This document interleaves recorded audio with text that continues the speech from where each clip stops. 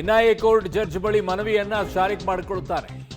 ಏನು 3 ವರ್ಷವಾಯ್ತು ಔಷಧಿಯನ್ನ ತೆಗೆದುಕೊಳ್ಳೋಕಾಗ್ತಾ ಇಲ್ಲ, ಕುಟುಂಬವನ್ನ ಭೇಟಿಯಾಗೋಕ್ಕೂ ಕೂಡ ಆಗ್ತಾ ಇಲ್ಲ. ಮಾಡಿದ್ದೇನು ಗನಂದಾರಿ ಕೆಲಸನ. ಶಿವಮೊಗ್ಗ ಜೈಲಿಗೆ ಶಿಫ್ಟ್ ಮಾಡಿ ಅಂತ ಶಾರಿಕ್ ಮನವಿಯನ್ನ ಮಾಡಿಕೊಳ್ತಾನೆ. ಶಿವಮೊಗ್ಗ ಜೈಲಿಗೆ ಶಿಫ್ಟ್ ಮಾಡಲು ಉಗ್ರ ಶಾರಿಕ್ ಮನವಿಯನ್ನ ಮಾಡಿಕೊಳ್ತಾನೆ. ಎನ್ಐಎ ಕೋರ್ಟ್ನ ನ್ಯಾಯಾಧೀಶರ ಬಳಿ ಶಾರಿಕ್ ಕೇಳ್ಕೊಳ್ತಾನೆ. ಬಟ್ ನ್ಯಾಯಾಧೀಶರು ಹೇಳಿದ್ದೇನು, 3 ವರ್ಷ ಆಗಿದೆ, ಔಷಧಿ ತೆಗೆದುಕೊಳ್ಳೋಕ್ಕೂ ಕೂಡ ಆಗ್ತಾ ಇಲ್ಲ, ಕುಟುಂಬವನ್ನ ಭೇಟಿ ಆಗೋಕ್ಕೂ ಕೂಡ ಆಗ್ತಾ ಇಲ್ಲ. ನೀನು ಅವತ್ತು ಬಾಂಬ್ ಸ್ಫೋಟದಲ್ಲಿ ಸತ್ತೇ ಹೋಗಿದ್ದಿದ್ರೆ ನಿನ್ನ ಕುಟುಂಬದವ್ರು ನೋಡೋಕ್ಕೆ ಆಗ್ತಿರ್ಲಿಲ್ವಲ್ಲ, ಬದುಕಿದ್ದೇ ಹೆಚ್ಚು. ನೀನು ಅವತ್ತು ಆಟೋದಲ್ಲಿ ತೊಗೊಂಡು ಹೋಗ್ಬೇಕಾದ್ರೆ ಅದು ಹೆಂಗೆ ಬದುಕಿದೆ ಅಂತ ನಮಗೆ ಆಶ್ಚರ್ಯ. ಬದುಕಲೇಬಾರ್ದಾಗಿತ್ತು ಒಂದೊಂದ್ಸಲ. ಶಿವಮೊಗ್ಗ ಜೈಲಿಗೆ ಶಿಫ್ಟ್ ಮಾಡಲು ನ್ಯಾಯಮೂರ್ತಿಗಳು ಒಪ್ಪಿಲ್ಲ. ಇಂಥವ್ರಿಗೆಲ್ಲ ಅನುಕಂಪನೆ ತೋರಿಸಬಾರ್ದು, ಪಾಪ ಅನ್ನುವಂಥದ್ದು ಬರಲೇಬಾರ್ದು ಇಂಥವ್ರಿಗೆ. ಯಾಕಂದ್ರೆ ಇನ್ನೊಬ್ಬರನ್ನ ಸಾಯಿಸಬೇಕು ಅನ್ನುವಂಥ ಮಾನಸಿಕತೆ ಇರುವಂಥವ್ರ ಬಗ್ಗೆ ಯಾವತ್ತೂ ಕೂಡ ಅನುಕಂಪವನ್ನು ತೋರಿಸಬಾರ್ದು. ಬೆಂಗಳೂರಿನ ಜೈಲಿನಲ್ಲಿ ಎಲ್ಲ ಸೌಲಭ್ಯ ಇದೆ, ಅಲ್ಲೇ ಇರು ಅಂತ ಹೇಳಿದ್ದಾರೆ. ಕರೆಕ್ಟಾಗಿ ಹೇಳಿದ್ದಾರೆ. ಶಿವಮೊಗ್ಗ ಜೈಲಿಗೆ ಶಿಫ್ಟ್ ಮಾಡಿ ನನ್ನನ್ನು ಅಂತ ಕೇಳ್ಕೊಂಡಿದ್ದಾರೆ. ಅಂದರೆ ಇವ್ರು ಕೇಳ್ದಂಗೆಲ್ಲ ಕೊಡಬೇಕು, ವ್ಯವಸ್ಥೆಗಳನ್ನೆಲ್ಲ ಮಾಡಬೇಕು. ಮೀಟ್ ಆಗೋಕ್ಕಾಗಿಲ್ಲ, ಅದು ಕೊಡೋಕ್ಕಾಗಿಲ್ಲ, ಔಷಧಿ ತಗೊಳಕ್ಕಾಗಿಲ್ಲ. ನನ್ನ ಸಹೋದ್ಯೋಗಿ ನಾಗೇಶ್ ನನ್ನ ಸಂಪರ್ಕದಲ್ಲಿದ್ದಾರೆ. ನಾಗೇಶ್, ಏನಾಗಿತ್ತಂತೆ ಈ ವ್ಯಕ್ತಿಗೆ? ಏನು ಔಷಧಿ ತಗೊಳಕ್ಕಾಗ್ಲಿಲ್ವಂತೆ? ಮಾಡಿದ್ದೇನು ದೊಡ್ಡ ಗನಂದಾರಿ ಕೆಲಸ ಕುಟುಂಬದವ್ರ ಮುಖ ತೋರ್ಸಕ್ಕೆ? ಅವತ್ತೇ ಆಟೋದಲ್ಲಿ ಇವನು ಬ್ಲಾಸ್ಟ್ ಆಗಿದ್ದಿದ್ರೆ ಇವನೇ ಉಳಿದಿರಲಿಲ್ಲ ಅಂದ್ರೆ ಇನ್ನೇನು ನೋಡ್ತಿದ್ದಂತೆ? ಆಮೇಲೆ ಇನ್ನುಳಿದಂಥ ಆರೋಪಿಗಳಿದ್ರಲ್ಲ, ಅವ್ರಿಗೇನು ಶಿಕ್ಷೆ ಪ್ರಕಟವಾಗಿಲ್ವಾ? ಈಗಾಗಲೇ ಮಂಗಳೂರು ಕುಕ್ಕರ್ ಬಾಂಬ್ ಪ್ರಕರಣದ ಪ್ರಮುಖ ಉಗ್ರ ಆಗಿದ್ದಂತಹ ಮೊಹಮ್ಮದ್ ಶಾರಿಕನ್ನು 10 ವರ್ಷಗಳ ಕಾಲ ಜೈಲು ಶಿಕ್ಷೆ ಪ್ರಕಟ ಮಾಡಿರುವಂಥದ್ದು. ಜೊತೆಗೆ ದಂಡವನ್ನು ಕೂಡ ಪ್ರಕಟ ಮಾಡಿ ಕೋರ್ಟ್ ಆದೇಶವನ್ನು ಮಾಡಿದ ಬಳಿಕ ಆತ ಜಡ್ಜ್ ಮುಂದೆ ಒಂದಷ್ಟು ಮನವಿಯನ್ನು ಮಾಡಿಕೊಳ್ಳುವ ಕೆಲಸವನ್ನು ಮಾಡಿದ್ದಾನೆ ಅನ್ನುವಂಥ ಮಾಹಿತಿಗಳು ಕೂಡ ಇರುವಂಥದ್ದು. ಬಹಳ ಪ್ರಮುಖವಾಗಿ ನನಗೆ ಶಿವಮೊಗ್ಗ ಜೈಲಿಗೆ ಶಿಫ್ಟ್ ಮಾಡಿಕೊಡಿ ಅನ್ನುವಂಥ ಮನವಿಯನ್ನು ಮಾಡ್ಕೊಂಡಿದ್ದಾನೆ. ಕಾರಣ 2-3 ವರ್ಷಗಳಿಂದ ನನಗೆ ಸರಿಯಾಗಿ ಔಷಧಿ ತೆಗೆದುಕೊಳ್ಳಕ್ಕಾಗ್ತಿಲ್ಲ, ಜೊತೆಗೆ ಕುಟುಂಬದವರನ್ನು ಭೇಟಿ ಮಾಡಿ ಮಾತನಾಡಿಸಲಿಕ್ಕೆ ಅವಕಾಶ ಕೂಡ ಸಿಗ್ತಾ ಇಲ್ಲ. ಹಾಗಾಗಿ ನನಗೆ ಇಲ್ಲಿಂದ ಶಿವಮೊಗ್ಗ ಜೈಲಿಗೆ ಶಿಫ್ಟ್ ಮಾಡಿಕೊಡಿ ಅನ್ನುವಂಥ ಮನವಿಯನ್ನು ಮಾಡ್ಕೊಂಡಿದ್ದಾನೆ. ಆದರೆ ಜಡ್ಜ್ ಮಾತ್ರ ಅದಕ್ಕೆ ಯಾವಕ್ಕೂ ಕೂಡ ಸೊಪ್ಪಾಕಿಲ್ಲ. ಬೆಂಗಳೂರಿನಲ್ಲೇ ಶಿವಮೊಗ್ಗ ಜೈಲಿಗಿಂತ ಸಾಕಷ್ಟು ಸೌಲಭ್ಯ ಇರುವಂಥ ಮೆಡಿಕಲ್ ವ್ಯವಸ್ಥೆ ಬೆಂಗಳೂರಿನ ಪರಪ್ಪನಗರ ಜೈಲಿನಲ್ಲಿದೆ, ಹಾಗಾಗಿ ಇಲ್ಲೇ ಇರು ಅನ್ನುವಂಥ ಮಾತನ್ನು ಕೂಡ ಜಡ್ಜ್ ಹೇಳಿದ್ದಾರೆ ಅನ್ನುವಂಥ ವಿಚಾರಗಳು ಈಗ ಸದ್ಯಕ್ಕೆ ಗೊತ್ತಾಗ್ತಿರುವಂಥದ್ದು.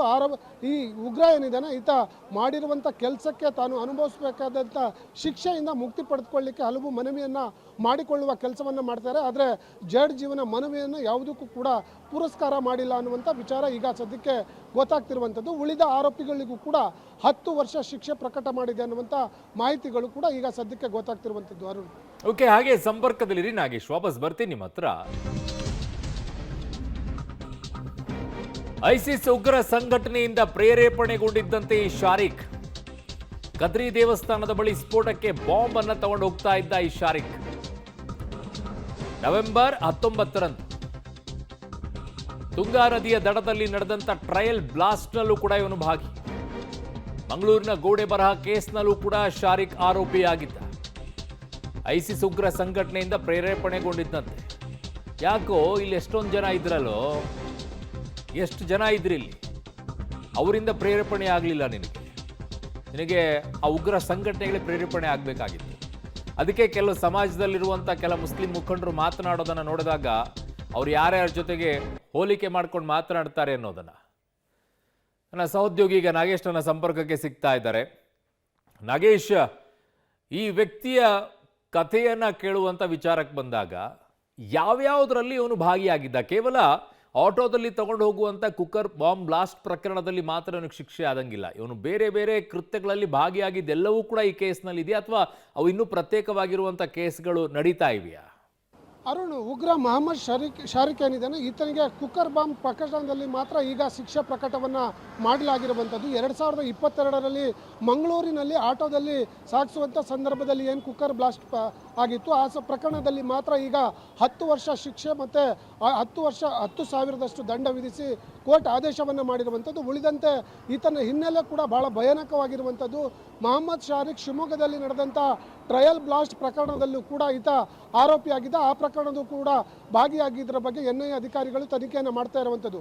ಆ ಎಲ್ಲ ಪ್ರಕರಣವನ್ನು ಹೊರತುಪಡಿಸಿದಂತೆ ಕೇವಲ ಮಂಗಳೂರಿನಲ್ಲಿ ನಡೆದಂಥ ಕುಕ್ಕರ್ ಬಾಂಬ್ ಬ್ಲಾಸ್ಟ್ ಪ್ರಕರಣದಲ್ಲಿ ಮಾತ್ರ ಇವತ್ತು ಶಿಕ್ಷೆ ಪ್ರಕಟವನ್ನು ಮಾಡಿ ಆದೇಶವನ್ನು ಮಾಡಿರುವಂಥದ್ದು. ಹಾಗಾಗಿ ಈ ಒಂದು ಪ್ರಕರಣದಲ್ಲಿ ಮಾತ್ರ ಆತನಿಗೆ 10 ವರ್ಷ ಶಿಕ್ಷೆ ಮತ್ತು 10,000 ದಂಡವನ್ನು ವಿಧಿಸಿ ಈಗ ಕೋರ್ಟ್ ಆದೇಶವನ್ನು ಮಾಡಿರುವಂಥದ್ದು. ಅರುಣ್. ಓಕೆ ನಾಗೇಶ್, ಮೇಲೆ ಮಾಹಿತಿಗೆ ಧನ್ಯವಾದಗಳು.